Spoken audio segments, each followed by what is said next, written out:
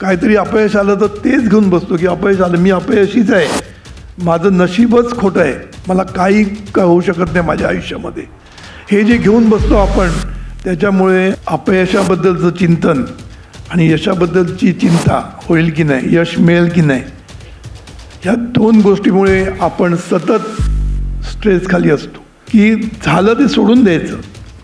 अपयश येऊ दे, यश येऊ दे, त्याच्यामध्ये गुंतून राहायचं नाही.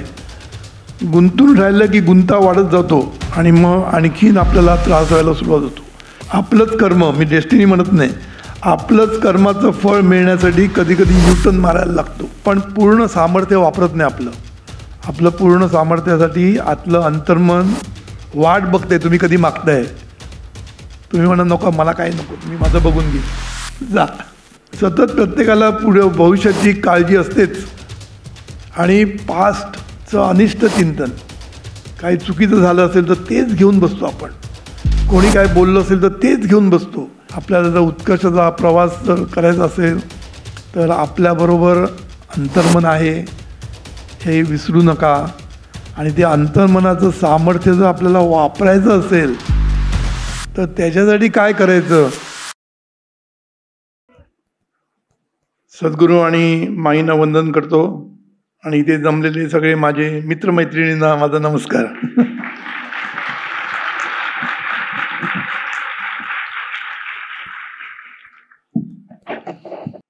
आजचा जो आपला प्रवास आहे, उत्कर्ष एक प्रवास, तर आपण या सगळ्या उद्योगपतींकडनं त्यांचा प्रवास ऐकला आणि एक गोष्ट सगळ्यांना समजली असेल की हा प्रवास सोपा नसतो.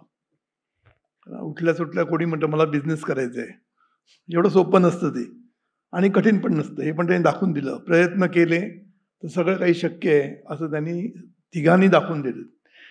तिघांची बॅकग्राऊंड वेगळे होते, तिघांचे व्यवसाय वेगळे होते आणि तरीसुद्धा तिघांचं एक कॉमन होतं म्हणजे यश सगळ्यांनी मिळवलं, बरोबर. आणि दुसरं कॉमन होतं ते म्हणजे जीवनविद्याचा उपयोग त्यांनी केला. आता त्यांच्या बोलण्यातनं आपल्याला एक गोष्ट कळलेली आहे, कॉमन होती, ती म्हणजे प्रत्येकाला अपयश हे आलेलंच आहे, बरोबर. खाच खळगे ज्याला म्हणतो आपण, हा जो एक प्रवास आहे उत्कर्षाचा, त्या प्रवासामध्ये नेहमी वर खाली होत असतं. हे सगळ्यांच्या बाबतीत घडतं, असं नाही की कोणाच्या बाबतीत घडलं नाही, असं होत नाही. जी माणसं सक्सेसफुल झालेली आहेत त्यांच्याकडे त्यांना हे भोगायला लागलेलंच आहे. आपले राहुल द्रविड, आता हा मोठा क्रिकेटर, वॉल ऑफ आपलं नेशन म्हणतो ना, वॉल ऑफ क्रिकेट टीम आपला, तर त्या राहुल द्रविडने पण एकीकडे बोलताना सांगितलं की मी 610 इनिंग खेळलो. किती? 610 इनिंग खेळलो, त्याच्यापैकी 403 की 410 इनिंगमध्ये मला 50 पण काढता आले नाहीत. बघा, 610 पैकी जवळजवळ 410 पर्यंत त्याला एकही 50 काढता नाही आले, म्हणजे एक लाईनीने नाही सांगतो, म्हणजे एवढ्या वेळा त्याला अपयश आलं तरी तो सक्सेसफुल समजला जातो, कळलं की नाही. म्हणजे त्याच्या जीवनामध्ये सुद्धा त्याला अपयश आलेलं होतं. फेडररनी पण तेच सांगितलं. फेडरर काय बोलला की मी एवढ्या मॅचेस खेळलो, त्याच्यातले मी 80% वेळा मी सक्सेस झालो. बघा, 80% वेळा मी सक्सेस झालो. पण मला जर तुम्ही विचाराला की पॉईंट्स मी किती जिंकलो, बघा ते टेनिसमध्ये पॉईंट्स असतात ना, ते मी किती जिंकलो, तर मी 54% फक्त पॉईंट जिंकलो. बघा, 54% पॉईंट्स फक्त जिंकून त्याला 80% सक्सेस मिळालं. ही दोन एक्झाम्पलवरनं तुम्हाला एक गोष्ट कळेल. पहिलं एक्झाम्पल काय सांगतं की हा प्रवास खडतरच आहे, समजलं ना. पहिलं उदाहरण मी जे राहुल द्रविडचं सांगितलं की अपयश तर येणारच प्रत्येकाला, आणि अपयश आलं तरी तो माणूस सक्सेसफुल होतो हे त्याने दाखवून दिलं, बरोबर. आणि दुसऱ्यांनी तर काय सांगितलं, नुसतं अपयश नाही, 54% फक्त पॉईंट्स तो जिंकतो, म्हणजे किती पॉईंट्स तो हरतो. मग त्यांनी पुढे सांगितलेलं एक गोष्ट खूप महत्त्वाची आहे. त्यांनी सांगितलं माझा एखादा पॉईंट गेला म्हणजे चुकला तर मी त्याच्यावर जास्त वेळ राहत नाही तिथेच. अरे माझा गेला पॉईंट, फुकट गेला असा मी राहत नाही तिचे. मी लगेच तो point, one of the point समजतो आणि सोडून देतो. समजलं ना? इवन मी चांगला पॉईंट जिंकलो, म्हणजे अगदी म्हणतात ना टॉप पॉईंट मी जिंकलो, तरी मी तिथे जास्त वेळ थांबत नाही म्हणजे त्याच्यात गुंतून राहत नाही की मी जिंकलो म्हणून. त्याचा अर्थ तुम्हाला कळतो की नाही मला माहीत नाही, मी सांगतो अर्थ काय तो त्याचा. म्हणजे प्रत्येक पॉईंट हा पॉईंट असतो, तो पॉईंट झाला की तो सोडून द्यायचा असतो आणि पुढल्या पॉईंटवर फोकस करायचं असतं. लक्षात ठेवायचं. ते जर नाही केलं तर माणूस सक्सेसफुल होऊ शकत नाही. आता Sachin Tendulkar God of cricket जरी म्हटला तरी सुद्धा तो किती मिस करत होता खेळताना. एखादा बॉल मिस करतो, पण मिस केला म्हणून जर तुम्ही घाबरून राहिला, अरे माझा मिस कसा झाला काय झाला, तर पुढल्या बॉलला गेलाच समजायचं तुम्ही. समजलं ना? म्हणून ही सगळी मोठी माणसांच्याकडे दोन गोष्टी कॉमन आहेत. एक म्हणजे परिश्रम करतातच आणि अपयशाला घाबरत नाही. अपयश जरी आलं केवढंही तरी ते शेवटी यशस्वी होतातच. कळलं ना? कारण असं कोणीच नाही ना, सगळे. त्यामुळे दुसरा पॉईंट जो आहे तो पण आणखीन महत्त्वाचा आहे. तो म्हणजे कुठलाही जर मिस्टेक झाली किंवा चांगलं झालं तरी तिथे अडकून राहता कामा नये. ह्यालाच अध्यात्मामध्ये किंवा जीवनविद्येमध्ये प्रेझेंट मोमेंट अवेअरनेस म्हणतात. तुम्हाला क्रिकेटवरनं मी सांगितलं काय याला म्हणतात ते. यालाच प्रेझेंट मोमेंट अवेअरनेस म्हणतात. म्हणजे प्रेझेंटमध्ये राहता आलं पाहिजे. तुम्ही सतत जर बिझनेसमध्ये म्हणा किंवा कुठेही सतत तुमच्या अपयशाचा विचार करत बसला आणि यशाबद्दल जर काय म्हणतात काळजी चिंता करत बसलं तर तुम्हाला कधीच यशस्वी होता येणार नाही. कालच मी एकांच्या घरी गेलो होतो. ती मुलगी मेडिकलला आहे, पण मला तिची आई सांगत होती, ऑफकोर्स आईपेक्षा तीच मला सांगत होती की मला टेन्शन येतं खूप, मला खूप स्ट्रेस येतो. म्हटलं का एवढं तुला मेडिकलला ॲडमिशन मिळाली आहे, तू मेडिकलचा अभ्यास चांगला करते, हुशार आहेस, मग स्ट्रेस का येतो? तर स्ट्रेस हा आपल्याला का येतो? कारण आपल्याला कायम अपयशाची भीती असते. म्हणजे मी आज गेलो, मला चांगले मिळतील की नाही, पुढे होईल की नाही चांगलं, MDला ॲडमिशन मिळेल की नाही, याबद्दलचे सतत जे आपण चिंता आणि काळजी करत बसतो ना, ह्यानी स्ट्रेस येतो. लक्षात ठेवायचं. म्हणून आज मला प्रत्येकजण सांगतो स्ट्रेस. हा स्ट्रेस खरा म्हणजे काम करण्याने येत नाही. कितीही तुम्ही काम करा, कितीही तुमचा व्याप असू दे, त्याने स्ट्रेस येत नाही आपल्याला. स्ट्रेस येतो तो आपल्या चिंतनातनं येतो. अपयशाबद्दलचं चिंतन आणि यशाबद्दलची चिंता, होईल की नाही, यश मिळेल की नाही, या दोन गोष्टीमुळे आपण सतत स्ट्रेस खाली असतो. म्हणून एक लक्षात ठेवायचं आहे, दोन गोष्टी मी ज्या सांगितल्या याच्यातनं आपण एक गोष्ट लक्षात ठेवायचं की झालं ते सोडून द्यायचं. अपयश येऊ दे, यश येऊ दे, त्याच्यामध्ये गुंतून राहायचं नाही. गुंतून राहिलं की गुंता वाढत जातो आणि मग आणखीन आपल्याला त्रास व्हायला सुरुवात होतो. म्हणून प्रेझेंट मोमेंट अवेअरनेसला अर्थच आहे की तुम्ही प्रेझेंटमध्ये राहता आलं पाहिजे. सोडून द्यायचं, जे काय झालं सोडून द्यायचं, पुढे जायचं आहे आणि प्रेझेंटमध्ये राहणं खूप गरजेचं आहे. आता दुसरी गोष्ट महत्त्वाची, स्ट्रेस का येतो? आपण जेव्हा ॲक्शन घ्यायला पाहिजे असते, कुठल्याही गोष्टीची ॲक्शन्स घ्यायची असते, तेव्हा ती आपण ॲक्शन घेत नाही. काही कारणं असतील, आपण घाबरतो, ॲक्शन घेतली तर काय होईल म्हणून घाबरतो आणि ॲक्शन घेत नाही आपण. म्हणून ॲक्शन घेणं त्या वेळेला खूप महत्त्वाचं असतं. जोपर्यंत आता फॉर एक्झाम्पल मगाशी प्रवीणनी सांगितलं 2.5 कोटीचं त्यांना सांगितल्यानंतर तो घाबरला नाही, त्याने तो पुढे गेला, प्रार्थना म्हटली, भलवरी साधना म्हटली, त्याच्यातनं मार्ग निघाला. म्हणून ॲक्शन नाही घेतली तर मार्ग निघणारच नाही कधी. कारण ॲक्शनच नाही घेतलं तर मार्ग यायचा कुठे प्रश्न पडतो. म्हणून बिझनेस असू दे, कुठेही असू दे, आपल्याला जेव्हा ॲक्शन घ्यायची गरज असते तेव्हा पुढे जायला पाहिजे. पुढे गेलं की सद्गुरू तुमच्या मागे असतात, बरोबर असतातच. कधी जर तुम्ही सद्गुरूंनी दिलेल्या साधना, म्हणजे प्रार्थना म्हणा, या लोकांनी सांगितलं प्रार्थना किती म्हटली त्या लोकांनी, प्रार्थना म्हणा किंवा बलकाची साधना, आणि तिसरी म्हणजे कृतज्ञता, सतत कृतज्ञतेने जर भरलेलं मन असेल तर तुम्ही पुढे जाणार, तेव्हा तुम्हाला सगळेजण तुम्हाला मदत करणार, सर्वांची साथ तुमच्यावर येणार आणि तुमचा कुठलाही प्रॉब्लेम असू दे, कुठलाही कितीही मोठी समस्या असू दे, ती सॉल्व्ह होणार, हे लक्षात ठेवायचं. हा प्रत्येकाचा अनुभव आहे.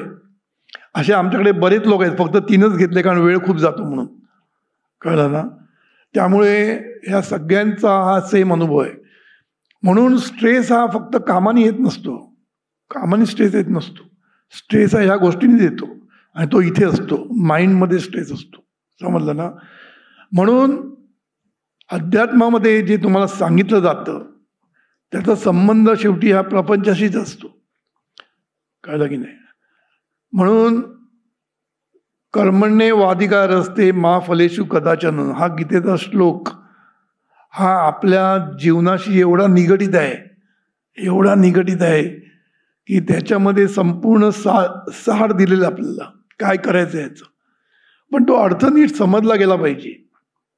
आता कर्म आपण जेव्हा करतो, एक लक्षात ठेवायचं, किंवा उलट मी सांगतो की आज आपल्याला जे काही परिणाम मिळत आहेत, आता हे सगळेजण बिझनेसमॅन आज जे मोठे झाले, हे त्यांचा आताचा अनुभव आहे. हा अनुभव कशामुळे आला त्यांनी पूर्वी केलेल्या चॉईसमुळे आलेला आहे. आपल्याला नेहमी एक चॉईस असतो, तो चॉईस घ्यायचा की नाही आपण ठरवायचं, त्याला संधी म्हणतो आपण साध्या भाषेत, मराठी भाषेमध्ये. म्हणून संधी घेणं, चॉईस, आपण जे काही करतो या मोमेंटला त्याचा परिणाम पुढे होणार आहे. आणि आज जे आपण भोगतोय त्याचा परिणाम आपल्या मागच्या ॲक्शन्समुळे, लक्षात ठेवायचं. मगाशी कोणतरी बोलता बोललं आपल्याच कर्माचं फळ आहे, त्यामुळे दुसऱ्यांना ब्लेम करून काहीच चालणार नाही, कोणालाच ब्लेम करून काय होणार नाही. तर आपल्याला एक गोष्ट कळलं पाहिजे की आता जो आहे आपण, आज जो आपण आहोत, हे आपल्या पूर्वकर्माचंच फळ आहे. पूर्व म्हणजे पूर्वजन्माचं म्हणत नाही, ह्याच जन्मामध्ये आपण जी काही चॉईस केलेले आहेत, कारण आपल्याला चॉईस करण्याचा अधिकार आहे. कर्मण्येवाधिकार असते तर अर्थ, पहिला अर्थ आहे कर्मावर आपला अधिकार आहे. कर्मावर अधिकार आहे म्हणजे काय, प्रत्येक क्षणाला काय करायचं हा चॉईस तुमच्याकडे आहे. करायचं की नाही हा पण चॉईस आहे, करायचं की नाही, कुठला चॉईस घ्यायचा हा पण आपल्याकडे चॉईस आहे. त्यामुळे कर्म काय करायचं त्याच्यावर आपला अधिकार आहे. कर्मण्येवाधिकार म्हणजे काय, कर्मणी एव अधिकार असते, म्हणजे अधिकार आहे. कर्मणी एव म्हणजे कर्मावरच फक्त आपला अधिकार आहे. पुढे काय म्हटलंय, ना कर्मण्येवाधिकार असते ना मा फलेषु कदाचन, म्हणजे काय, फळावर कदापि नाही. मग तुम्ही म्हणणार कशाला कर्म करायचं, उद्योग नाही आम्हाला. फळावर नाही म्हणजे याचा अर्थ नीट समजून घ्या की आपण जे अपेक्षा करतो किंवा आपला जो आग्रह असतो फळाच्या बाबतीत, त्याप्रमाणे होईल की नाही सांगता येत नाही, कळलं. म्हणजे काय, फळ हे मिळणारच हे लक्षात ठेवायचं. कर्म चॉईस केलं की जिथे परिणाम आहे तिथे कारण आहे, आणि कारण आहे तिथे परिणाम आहे. म्हणून there is a consequences always, for every choice there is a consequence, हे नक्की. पण ते फळ जे मिळणार, हे फळ कधी मिळेल, कुठून मिळेल, कुठल्या प्रकारे मिळेल हे सांगता येत नाही, समजलं ना. पण फळ हे नक्की मिळतं. म्हणून कधी कधी आपल्याला अपयशाचं फळ मिळतं, पण हे अपयशाचं फळ मोमेंटरी असतं, लक्षात ठेवा, टेम्पररी असतं. हे फळ तुम्हाला मिळालं म्हणून आपण लगेच नर्वस होतो. कितीतरी लोक म्हणतात आम्ही एवढं केलं, परवाच अजून एक मला मुलगी भेटली. मला पूर्वी खूप वाटायचं तूच आहे तुझ्या जीवनाचा शिल्पकार, सद्गुरूंचं बरोबर आहे. म्हणून मी बऱ्याचशा गोष्टी केल्या, काही केल्या नसणार नक्की, पण बोलायला सोपं असतं ना. मी प्रार्थना म्हटली म्हणजे किती 2 प्रार्थना म्हटली असते सकाळ उठून देवापुढे. पण मला असं कळलं की शेवटी ते होतंच, काय नाही, कोण काय शिल्प आपण काय घडू शकत नाही. आता हे असं म्हणणं म्हणजे किती चुकीचं आहे, कारण आपल्या जीवनामध्ये आपण काही करतो त्याचं अपयश यश येतच असतं आपल्याला. हे आपलं फळ असतं, आणि हे फळ टेम्पररी असू शकतं किंवा लॉंग टर्म असू शकतं. कधी कधी अपयश ही U-टर्न असू शकते आपल्याला, U-टर्न घेण्यासाठी की बाबा तो ह्या दिशेने चाललाय, तो दिशा बरोबर नाही तुझी. कारण शेवटी कर्म करताना दिशा पण महत्वाची आहे ना. आपला गोल ठरलेला आहे की मला मोठा बिझनेसमॅन व्हायचंय, मला मोठा क्रिकेटर व्हायचंय, गोल ठरलाय. पण तुझी जी दिशा आहे ना ती जर चुकली, कारण शेवटी दिशेला पण महत्व आहे ना. दिल्लीला जायचं आणि बसायचं गोव्याच्या गाडीत नाही चालणार ना. म्हणून जो गोल ठरलेला आहे आपला, त्या गोलच्या बाजूनी जाणं, आणि ते जर जाणं शक्य नसेल, जमत नसेल, तर कधी कधी तुम्हाला U-टर्न मारायला लावतं. समजलं? आपलंच कर्म, मी डेस्टिनी म्हणत नाही, आपलंच कर्माचं फळ मिळण्यासाठी कधी कधी U-टर्न मारायला लागतो, म्हणजेच अपयश येतं. मग या अपयशातनं आपण काय शिकायचं? इम्प्रूव्हमेंट. भाऊ, मागच्या वेळेला मी काय चुका केल्या, ह्या चुका मी पुन्हा करणार नाही आणि मी पुढे जाणार. कळलं? मी उदाहरण देतो. डॉक्टर काश्मीरा संके सगळ्यांना माहिती आहे, बरोबर? ती सेलिब्रिटी झालेली आता. तिने मला काय सांगितलं, पहिल्या वेळा मी फेल जेव्हा झाली तेव्हा मला कळलं की माझा अभ्यास बरोबर नाही झाला, बरोबर दिशेने नाही झाला. आणि नंतर तिने आपल्यामध्ये इम्प्रूव्हमेंट करत पहिली आली महाराष्ट्रात. म्हणजे हे जे अपयश असतं हे आपल्याला आयदर U-टर्न घेण्यासाठी असतं की बाबा ही जी दिशा बरोबर नाही आहे, किंवा तू हा बिझनेस घेतलाय तो पण तुझ्यासाठी बरोबर नाही आहे, हे सांगण्यासाठी सुद्धा कधी कधी अपयश असतं. कधी जर तुम्ही कर्म नीट करत असाल, कर्म नीट करायचं म्हणजे काय हा पण प्रश्न आहे, तो मी नंतर घेतो. तर पहिल्यांदा आम्हाला U-टर्नवर बोलायचं आहे. आपल्याकडे GPS सिस्टम आहे ना, आपल्याकडे सगळेजण GPS सिस्टम वापरत आहेत. आता GPS सिस्टम आपल्याला सांगत असते, गुगल मावशी, की असा जा, तसा जा, तसा. कधी कधी आपणच जरा शहाणपण करतो, मला माहीत आहे कसं जायचं ते, आणि मग आपण कुठेतरी उगीच शॉर्टकट घ्यायला बघतो. आणि मग काय होतं, ती गुगल मावशी सांगते परत पुढे जाऊन U-टर्न घेऊन पुन्हा ये परत, सांगते की नाही, किंवा नवीन रस्ता दाखवते. हे जे GPS आहे ना, हे असं GPS आपल्याकडे पण आहे आयुष्यामध्ये, लक्षात ठेवायचं. आपल्या जीवनामध्ये हे GPS आपल्याला पण देवानी प्रोव्हाइड केलेलं आहे. ते आपल्याकडे अंतर्मन रूपाने नांदतं, हे लक्षात ठेवायचं. हे अंतर्मन रूपाने आपल्याकडे GPS नांदतं. मग हे GPS वर्क कसं होतं, तर हे अंतर्मन आपल्याला सतत मार्ग दाखवत असतं, पण आपल्याला सवय ऐकायचं नाही, बरोबर की नाही? साधं उदाहरण सगळ्यांना समजेल असतं. दारू पिणाऱ्या माणसाला माहीत असतं की दारू पिणं चांगलं नाही, आपण जायचं नाही, तरी त्याचे पाय तिथे जायला लागतात.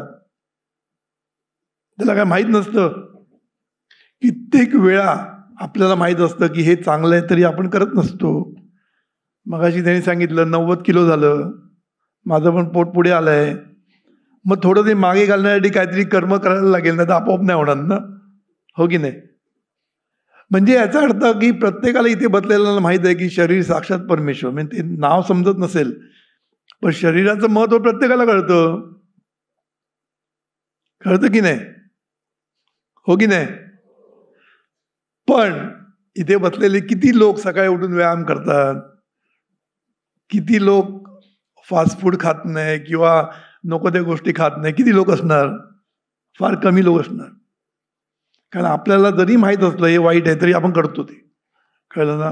काय होत नाही, एक वाक्य असतं, काय होत नाही, समजलं ना? म्हणून मगाशी मला त्या प्रवीणचं खूप आवडलं. त्यांनी मनावर नुसतं घेतलं नाही, 90 किलो कुठे होता तो, आणि आज तो आयर्नमॅन झाला. त्याचं मला ते किलोमीटर ऐकूनच पोटात धडकी बसली. 120 किलोमीटर, आम्हाला 1 किलोमीटर चालताना नाके नो, इथे 120 किलोमीटर धावतोय तो.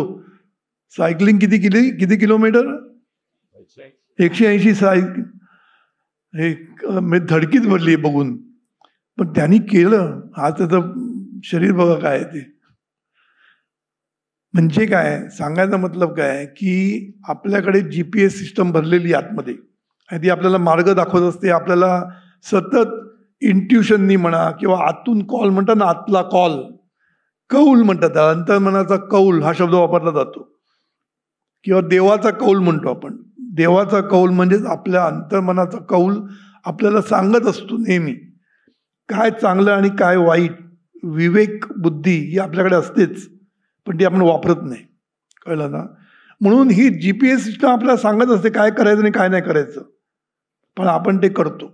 तसं तुम्ही आयुष्यामध्ये जेव्हा उत्कर्षाच्या प्रवासामध्ये निघतात, या प्रवासामध्ये तुम्हाला गोल माहीत आहे, त्या गोलपर्यंत पोचायचं कसं याच्यासाठी प्रयत्न हे सगळ्यांनी केले. तिघांनी भरपूर प्रयत्न केले, तिघांनी भरपूर कष्ट सोसले.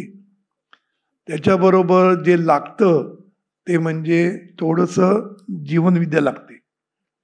ही जर जीवनविद्या बरोबर असेल तर अपयशाने आपण डिप्रेस होत नाही, अपयशाने आपण आत्महत्येकडे प्रवृत्त होत नाही. अपयशातनं पुढे जाण्याची जी प्रेरणा असते, पुढे जाण्याचं जे ताकद असते, जे सामर्थ्य असतं, ते सामर्थ्य आपल्याला जीवनविद्येमध्ये मिळतं. मग आता GPS एक वेगळा अर्थ मी सांगतो. GPS म्हणजे काय? G म्हणजे ग्रॅटिट्यूड, P म्हणजे पीस आणि S म्हणजे सद्गुरू भाव.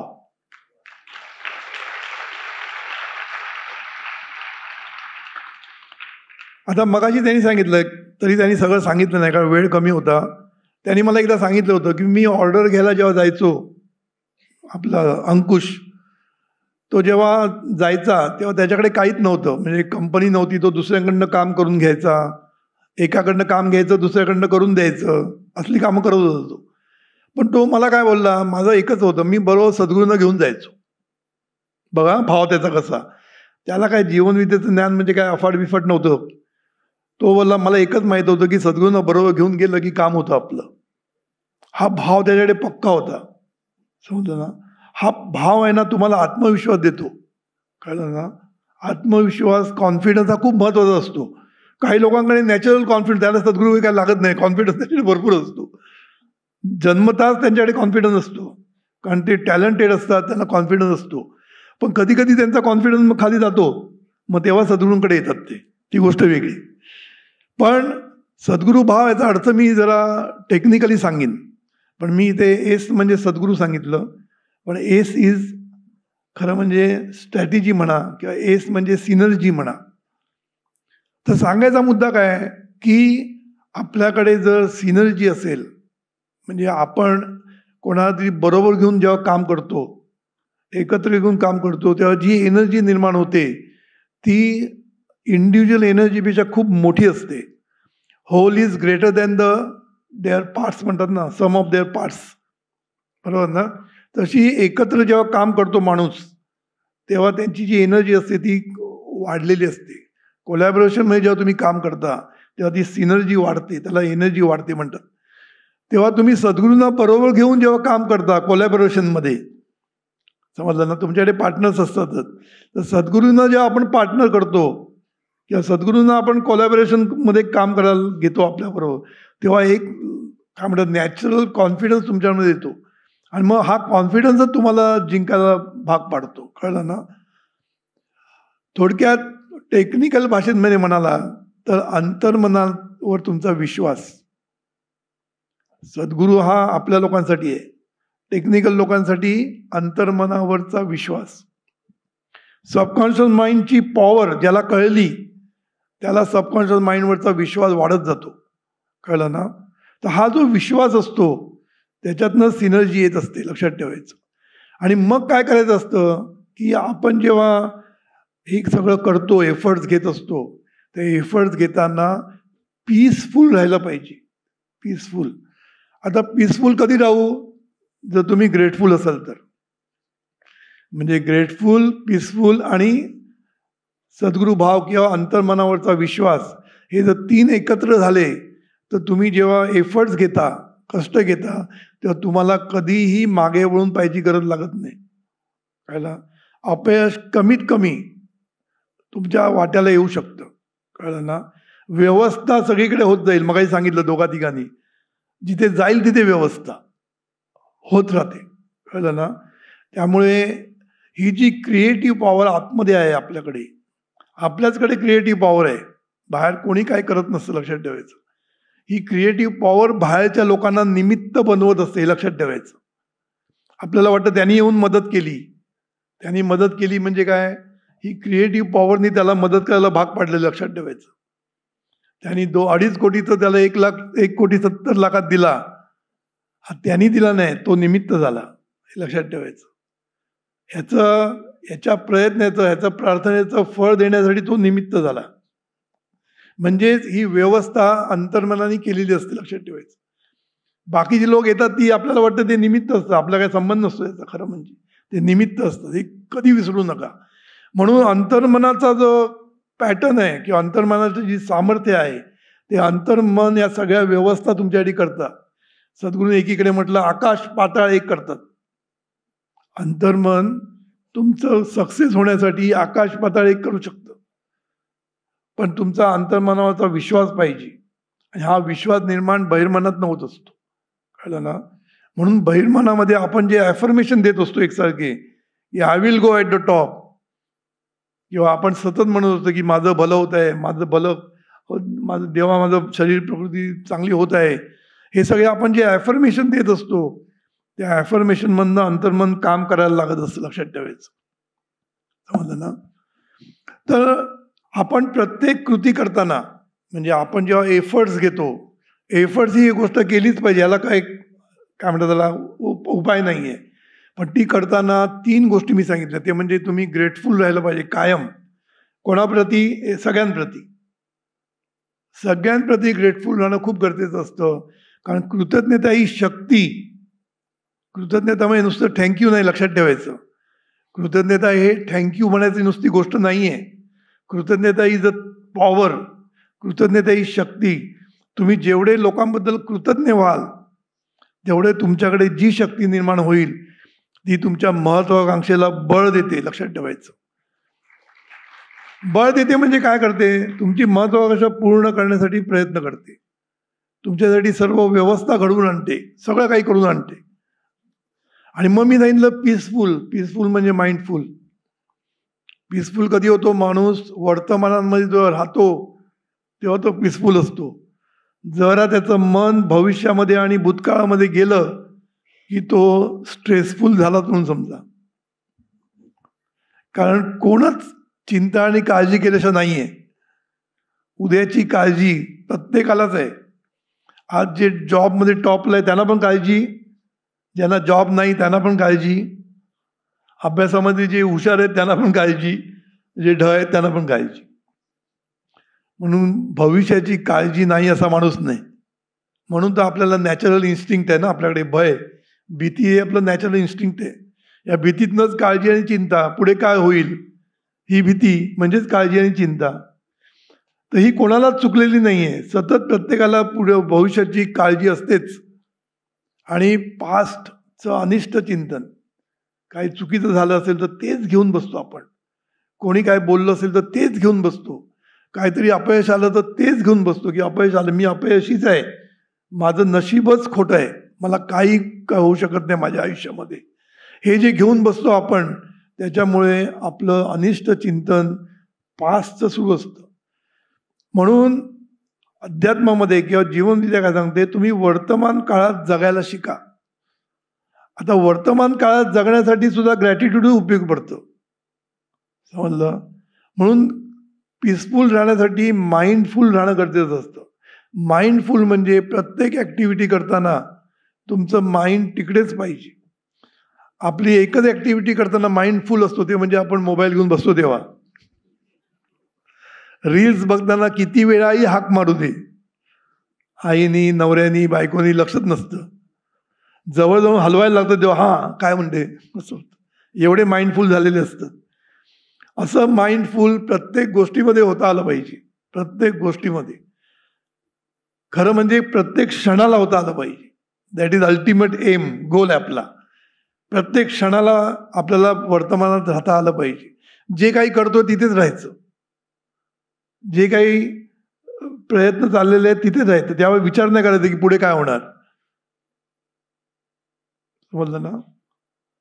असं जर आपण करत राहिलो तर प्रत्येक मोमेंटला पीस मिळतो आणि सक्सेस मिळतो. का मिळतो सक्सेस? कारण त्या मोमेंटला, मी 1000 वेळा सांगितले, बऱ्याच प्रवचनात सांगितले, त्या मोमेंटला आपल्याला ईश्वरी शक्तीचा किंवा अंतर्मनाचा ॲक्सेस मिळतो. वर्तमान काळामध्ये आपण जेव्हा पीसफुल असतो तेव्हा अंतर्मन तुम्हाला सतत ऑपॉर्च्युनिटीज प्रोव्हाइड करत असतो. अंतर्मन तुम्हाला कौल देत असतो आणि ती ऐकण्याची क्षमता ही फक्त तुम्ही जेव्हा निवांत असता तेव्हा शक्य असतं.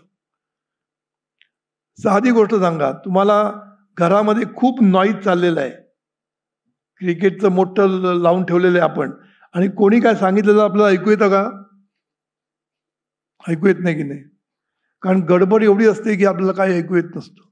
आणि आपलं काय असतं, आपण प्रत्येक वेळेला, प्रत्येक क्षणाला, प्रत्येक वर्तमान क्षणामध्ये आपल्या डोक्यामध्ये नॉईज चाललेला असतो. नॉईज म्हणजे गोंधळ, कर्कश चाललेला असतो. कसला गोंधळ?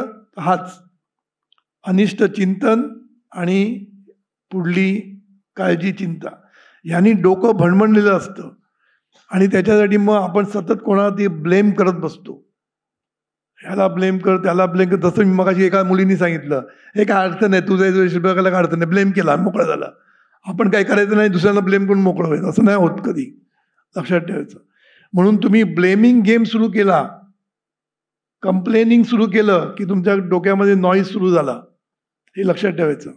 आणि ह्या नॉईजमध्ये तुम्हाला ही आतली ईश्वरी शक्ती म्हणण्यापेक्षा अंतर्मनाची शक्ती म्हणजे सबकॉन्शियस माइंडची शक्ती तुम्हाला मदत करायला पुढे येते.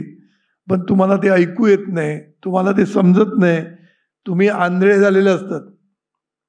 आंधळे म्हणजे तुम्हाला कशाचाच काय म्हणतात संबंधच नसतो. तुम्ही फक्त चिडलेले असतात, काहीतरी घडलेलं असतं, चिडलेले असतात, त्यामुळे तुम्हाला काहीही ऐकू येत नाही.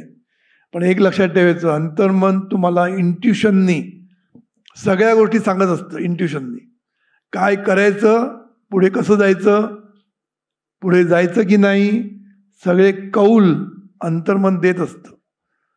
तुम्ही म्हणा एवढं सुंदर असेल तर मग आम्हाला का नाही मिळत? त्याच्यासाठी पीसफुल व्हायला पाहिजे. आपण पीसफुल असतो का? आपण पिस्ड ऑफ असतो. बरोबर ना? पिस्ड ऑफ असतो आपण, कायम चिडलेले लोकांना, कोणावरती राग कोणावरती काढायचं, बस एवढं चाललेलं असतं आपलं. त्यामुळे आपण कधीच पीसफुल नसतो. म्हणून त्याला निवांत हा शब्द आहे आपल्या जीवनविद्येनी किंवा अध्यात्मामध्ये निवांत म्हणतात. तुम्ही जेव्हा निवांत होता ना तेव्हा सगळ्या वांत्या बाजूला होतात आणि तुम्हाला संपूर्ण तुमची आतली पॉवर आहे, क्रिएटिव्ह पॉवर आपल्याचकडे आहे. आणि ही पॉवर तुम्हाला मदत करत असते की बाबा तू असं कर, तसं कर. म्हणून आम्ही सांगतो की अंतर्मनाचा कौल मिळवायचा कसा? सोपी गोष्ट आहे. असं नाही एका दिवसात नाही होत. माहिती म्हणणार आजच जाऊन करतो उद्या. ह्या सगळ्या गोष्टी जेव्हा आपण करतो, प्रार्थना म्हणतो, हे करतो, सगळं, ही प्रार्थना कशासाठी म्हणायचं असतं? निवांत होण्यासाठी म्हणायचं असतं. प्रार्थना म्हणून जर तुम्ही इथे तिथे शिव्या देत बसला, हे ईश्वराचं काय करते तू, असला उपयोग नाही ना. मग कसली प्रार्थना ती? त्याने तुम्ही निवांत होणार नाही. म्हणून प्रार्थना म्हणताना मन लावून जेव्हा तुम्ही प्रार्थना म्हणता तेव्हा तुम्ही निवांत होता. मग 20 मिनिटं तरी म्हणा, काय हरकत नाही. 20 मिनिटं, 10 मिनिटाचे घ्या पाहिजे. कारण तो संबंध वेळ तुम्हाला नुसतं प्रार्थनेकडे लक्ष देऊन चालणार नाही ना, बऱ्याच गोष्टी आहेत ना. नाही तर तू 20 मिनिटं प्रार्थना म्हणून आई हाक मारते, मी प्रार्थनेला बसले, मी उत्तर देणार नाही, असं पण चालणार नाही ना. म्हणून 10 मिनिटाचे करा. पण असे करत करत करत प्रार्थनेवर लक्ष ठेवून जर प्रार्थना म्हटली तर एका बाजूने तुम्हाला प्रेझेंट मोमेंट अवेअरनेस यायला लागेल, तुम्हाला वर्तमानमध्ये राहायची सवय होईल. दुसरी गोष्ट, तुम्ही हळूहळू पीसफुल व्हा, निवांत व्हा. आणि हे निवांत झाल्यानंतर तुम्ही जेव्हा विचार करता, चिंतन करता, काय केलं पाहिजे, थिंकिंग काय केलं पाहिजे, ह्याच्यातनं मार्ग कसा काढायचा, आता जी परिस्थिती आहे त्यातनं मार्ग कसा काढायचा, तर ती मार्ग आपल्याला अंतर्मन कौल देतं. अंतर्मन सांगतं तू असं कर. मुद्दाम येऊन सांगत नाही कोण माणूस. आपल्याला हंच येतो, आपल्याला इंट्युशन येते की असा जा तू या साईडनी, आणि तिथे गेल्यानंतर बरोबर मार्ग सापडतो. परवाचं उदाहरण मला जे आवडलं, मी परवा पण दिलं होतं कॉलमध्ये. आपल्याकडे केळकर आलेत की नाही मला माहित नाही, विलेपार्लेचे केळकर, त्यांच्या ज्या कंपनीचं जेव्हा मर्जर झालं तेव्हा त्यांचा जॉब गेला. कारण मर्जर झाल्यानंतर एकाला काढतात ना, कोणाची 2 असतात ना, त्या कंपनीचा हेड असतो, याचा एक हेड गेला. एवढी मोठा जॉब गेल्यानंतर हैराण झाला होता. पण त्यांनी ठरवलं की आपण सद्गुरूंची प्रार्थना म्हणायची, जोरदार करायचं, सगळं प्रयत्न करायचे. झालं. त्यांनी प्रार्थना आणि भलकाची साधना करता करता एक दिवस त्याला इंट्युशन कसं आलं, मार्केटमध्ये गेला होता काहीतरी आणायला. त्याची इच्छा अशी होती, तो व्हिज्युअलाइज असं करत होता की मला आता जो जॉब पाहिजे तो मला घराच्या जवळ मिळाला पाहिजे. बघा, कंडिशन पण वाढत जातात, कॉन्फिडन्स वाढत गेला आपल्या प्रार्थनेवरचा की आपल्या कंडिशन पण वाढतात. एवढंच काय, आणखीन पाहिजे. तर त्यांनी सांगितलं मला एकदम जवळ मिळाला पाहिजे जॉब, आणि माझ्या लेवलचा, तो तिथे हेड बीड होता तेवढ्या लेवलचा मिळाला पाहिजे. असं त्यांनी मानसपूजेमध्ये म्हणायचा, प्रार्थना म्हणायचं, सगळं करायचं. एक दिवस तो मार्केटमध्ये गेला असता, त्याला काय आतून इंट्युशन झाली की आज आपण दुसऱ्या बाजूने जाऊया. बघा, ही इंट्युशन झाली की नाही, नाहीतर त्याला दुसऱ्या बाजूने जायची गरज काय. तर तो लग्न झालेलं आहे त्यामुळे दुसरीकडनं जायची गरज नव्हती काय, हो की नाही. पण त्याला वाटलं आपण दुसरीकडनं जाऊ. दुसरीकडनं गेला आणि तिथे एक हे होता, काय म्हणतात, एक बिल्डिंग होती, तिथे हॉल होता. ज्या हॉलमध्ये सद्गुरूंचं पण प्रवचन झालं, माझं पण प्रवचन झालं होतं. तर त्याला ते वाटलं अरे आपण या हॉलमध्ये जाऊन एकदा भेटून येऊया, ते आतमध्ये सगळं असतं ना, आतमध्ये जाऊया. आणि आतमध्ये गेला तर तिथे मोठी ॲडव्हर्टाईज लागली होती, हेड अकाउंट्स पाहिजे, आणि अगदी जवळ, त्यांच्या घराच्या जवळच होती, चांगली पोझिशन होती, चांगला पगार होता. बघत बसलं, ही जाहिरात आली. त्याने लगेच ते जाहिरात अप्लाय केलं, इंटरव्ह्यूज दिले, सगळं झालं आणि त्याला ती जॉब मिळाला.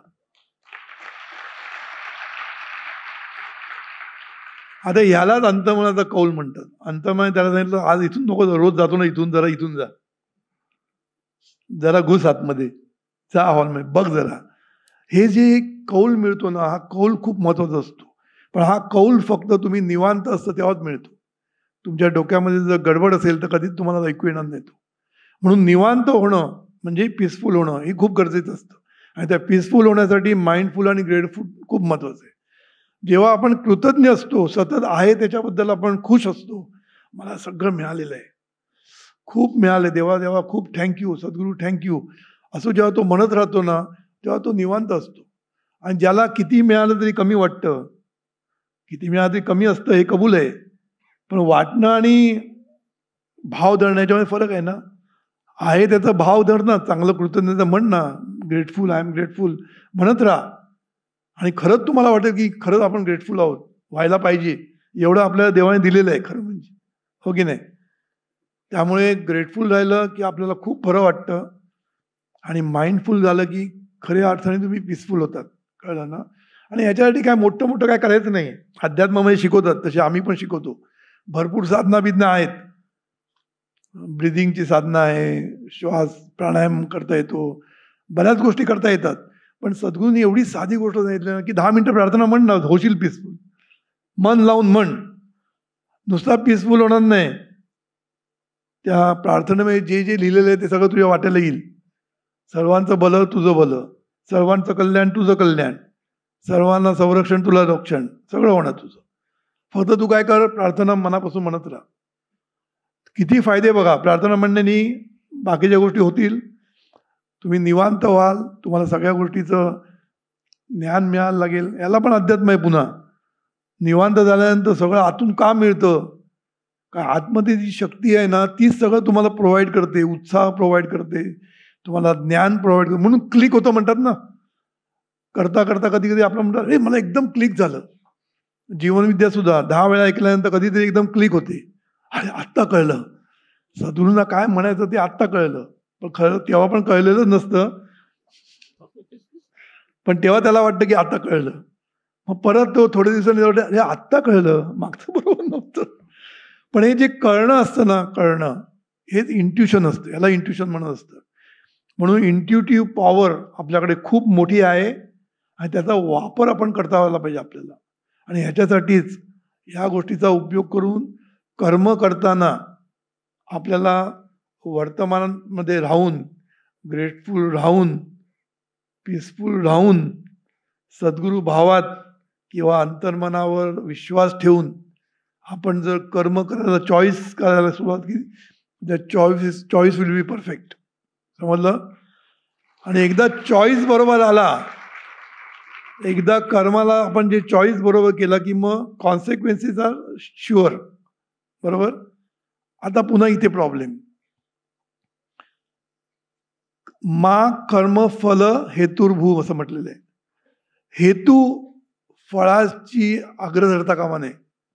फळ पाहिजे आपल्याला, पण फळाचा आग्रह धरता कामा नये. याच्यामध्ये फरक आहे.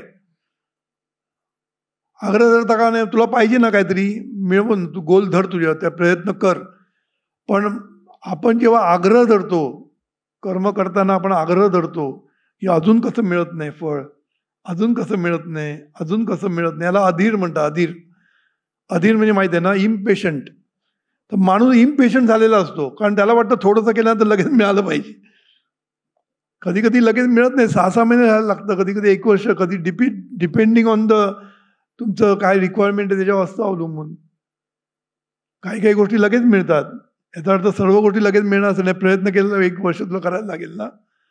तर हे प्रयत्न करताना फळाची हेतू धरून तू जर कर्म करत बसलास, म्हणजे फळावर लक्ष ठेवून जर तू हेतू करत बसला, कर्म करत बसला, तर तुझं कर्म चांगलं होणार नाही.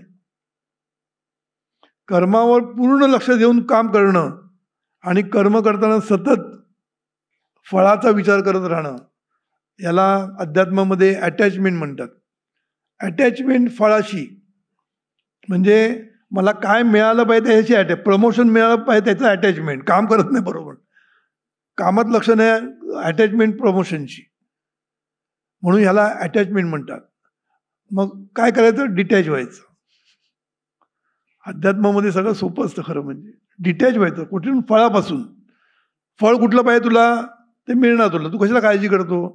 काम केलेस ना, कर्तव्य बुद्धीने काम केलेस ना, प्रयत्न घेतलेस ना, सद्गुरूंना बरोबर घेतलेस ना, मानसपूजा करतोयस ना, प्रार्थना म्हणतोयस ना, बलकची साधना म्हणतोय ना, कृतज्ञते आहेस ना तू.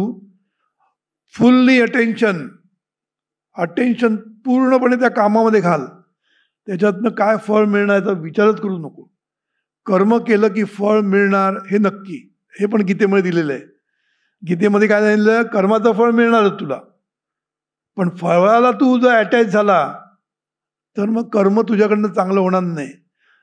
ग्रेड म्हणतात ना, कर्माची ग्रेड, प्रयत्नाची ग्रेड ही तुझी कमी होणार.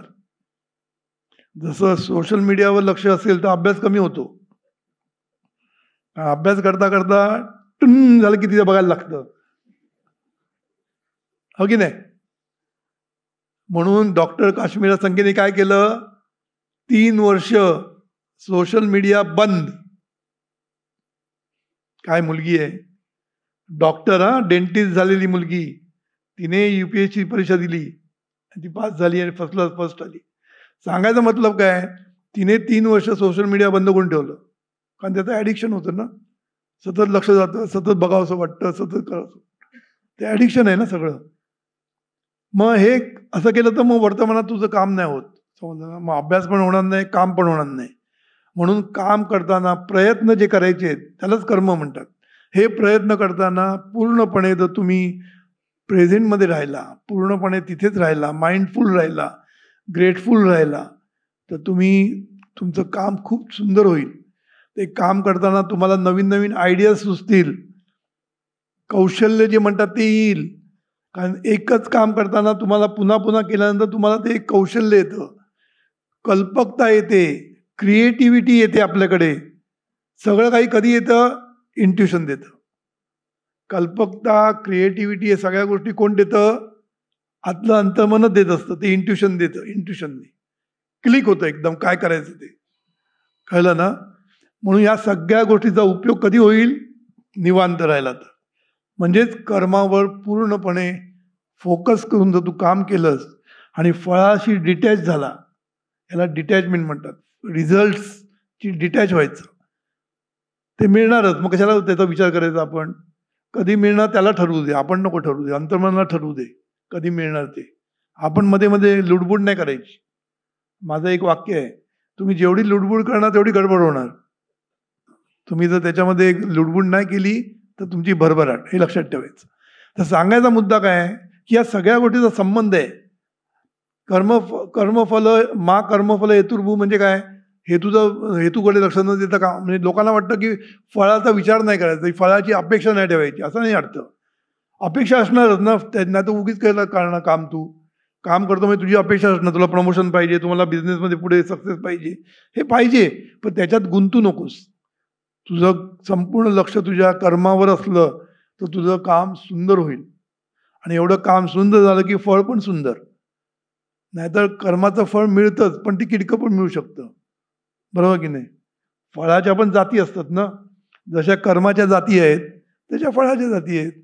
कर्म उच्च लेवलचं असेल तर फळ उच्च लेवलचं, कर्म थोडंसं कमी झालं की ती फळाची जात पण कमी, फळ मिळणारच पण थोडंसं किडकं, बरोबर की नाही.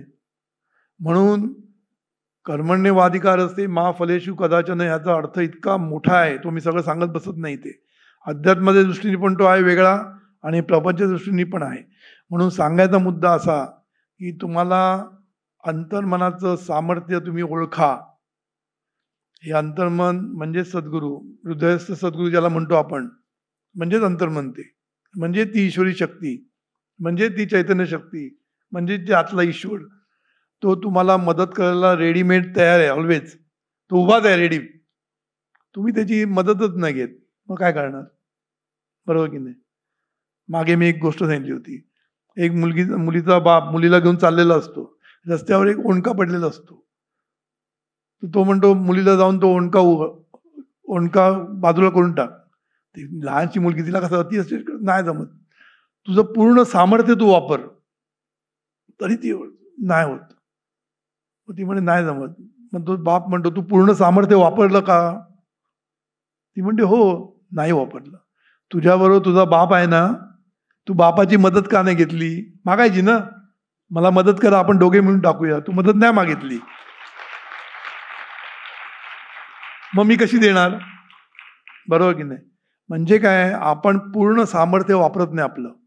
आपलं पूर्ण सामर्थ्यासाठी आतलं अंतर्मन वाट बघते, तुम्ही कधी मागताय.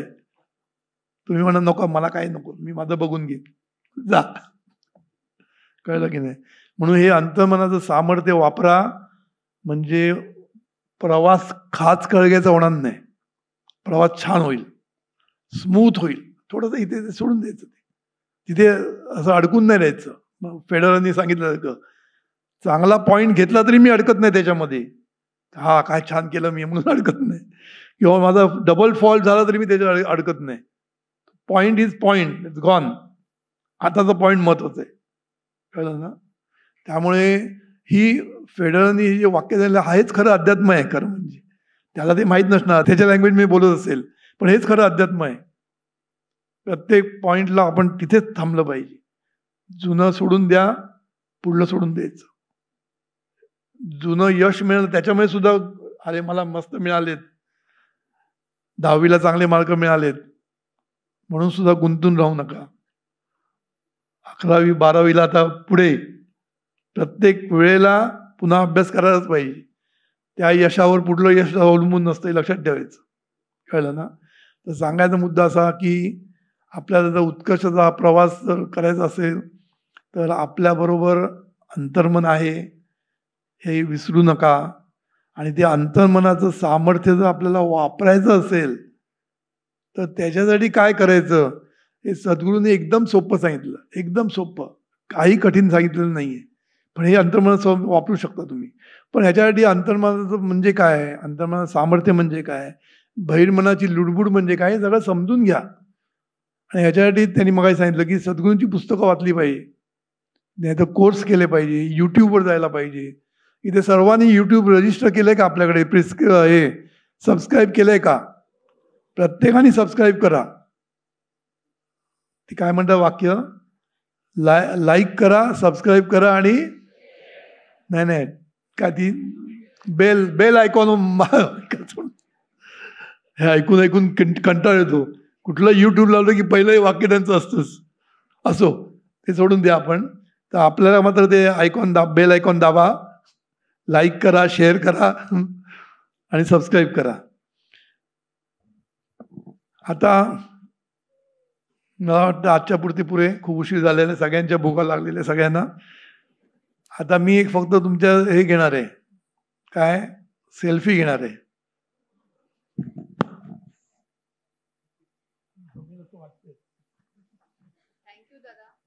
थँक्यू दादा. आपण सगळ्यांनी टाळ्या वाजवून दादांची कृतज्ञता व्यक्त करूयात.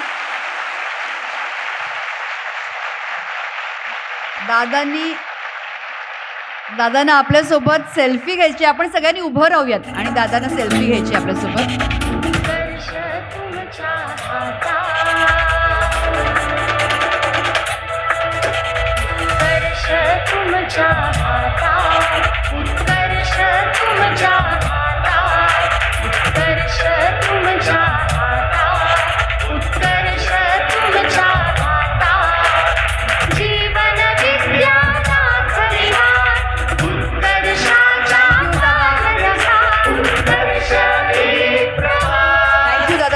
अमूल्य वेळ आपल्यासाठी आमच्यासाठी दिला आणि आम्हाला एवढं सुंदर मार्गदर्शन केलं. दादांनी आपल्याला सांगितलं की अपयश आलं तरी न घाबरता ते यश कसं पुन्हा मिळवायचं, स्ट्रेस कसा घालवायचा, प्रेझेंटमध्ये कसं राहायचं, ॲफर्मेशन, प्रार्थना, कृतज्ञता, भलकडची साधना करून नियमित करून आपल्या जीवनामध्ये कसा बदल घडवून आणायचा, त्यानंतर पीसफुल, ग्रेटफुल आणि सद्गुरू भाव यामुळे प्रयत्नांना कसं यश मिळतं, आपली व्यवस्था कशी होत जाते, हे सर्व आपल्याला दादांनी आज सांगितलं. हे सगळ्या टिप्स आपण आपल्या जीवनामध्ये इम्प्लिमेंट करूयात आणि जीवनामध्ये उत्कर्ष आणि उन्नती साधून प्रगतीच्या दिशेने वाटचाल करूयात.